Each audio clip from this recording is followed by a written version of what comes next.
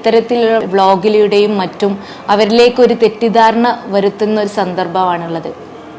State highway എന്താണെന്നും national highway എന്താണെന്നും മുനിസിപ്പാലിറ്റിയുടെ ഉത്തരവാദിത്തം എന്താണെന്നൊക്കെ തികച്ചും ഇക്കാലത്ത് കുഞ്ഞു കുട്ടികൾക്കും ചിലപ്പോൾ അറിയാവുന്നതായിരിക്കും. ഒരു പോസ്റ്റ് എന്നുള്ള രീതിയിലോ അല്ലെങ്കിൽ മൊത്തമായിട്ട് പ്രതികരിക്കുന്നതിലോ പ്രയാസങ്ങളില്ല. പക്ഷെ എന്നെ ടാർഗറ്റ് ചെയ്തുകൊണ്ട് ഞാൻ എന്നുള്ള വ്യക്തി പട്ടിഷോ എന്നുള്ളൊരു വാക്ക് അതിൽ വ്യക്തമായിട്ട് അദ്ദേഹം പറയുന്നുണ്ട്.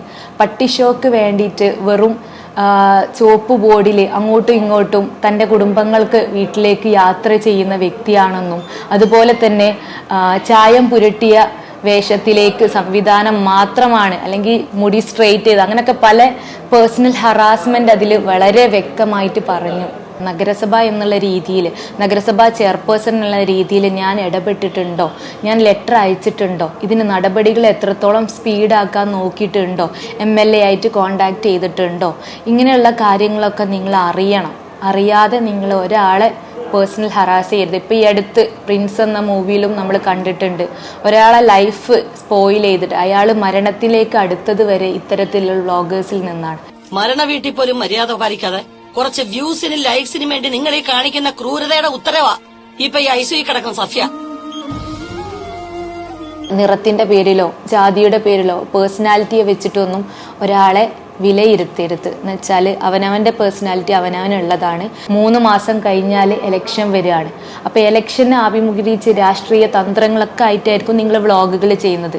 കൊണ്ടോട്ടിയുടെ ചരിത്രം അറിയുന്നവർക്ക് തന്നെ അറിയാം ഇത് ഒരു പാടമായ ഭൂമിയാണെന്നും എത്രത്തോളം വെള്ളം ഇതിലൂടെ ഒഴുകിപ്പോകും എന്നുള്ളതും.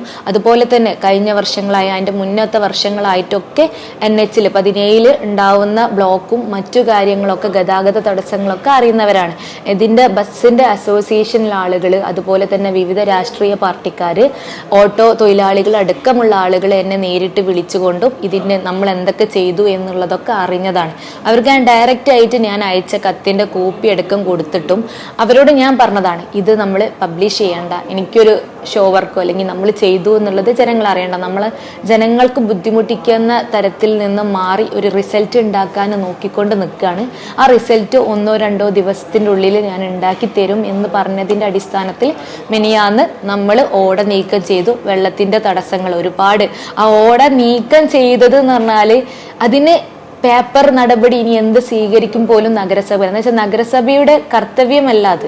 ഒരു മൺസൂൺ സീസണിന്റെ മുന്നേ NH നിന്ന് NH-7 കർത്തവ്യമാണ് ഓടകളെല്ലാം നീക്കം ചെയ്തുകൊണ്ട് തടസ്സപ്പെടുന്ന രീതിയിലുള്ള ഗതാഗത തടസ്സം ഉണ്ടെങ്കിൽ അതിന് എസ്റ്റിമേറ്റ് വെച്ച് റോഡ് നന്നാക്കുക എന്നുള്ളത്. എന്നിട്ടും നഗരസഭ അതൊന്നും നോക്കാതെ